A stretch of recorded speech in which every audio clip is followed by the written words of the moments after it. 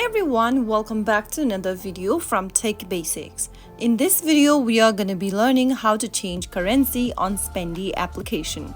To change your currency on Spendee, the first thing to do is to open the Spendee application, of course, from your app drawer. Also make sure that you're signed into your account.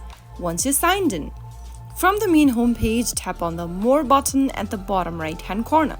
From the More menu, tap on Main Currency. Select a currency you'd like to change to for your account.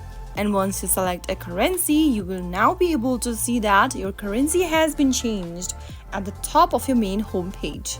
So that's how you can easily change your default currency on Spendee in just a couple of minutes. If you found the video to be helpful, go ahead and give us a thumbs up. Don't forget to subscribe to the channel by hitting the subscribe button. Press the bell icon so that you'll never miss another upcoming upload from us. I will be back again in the next episode. Thank you for watching.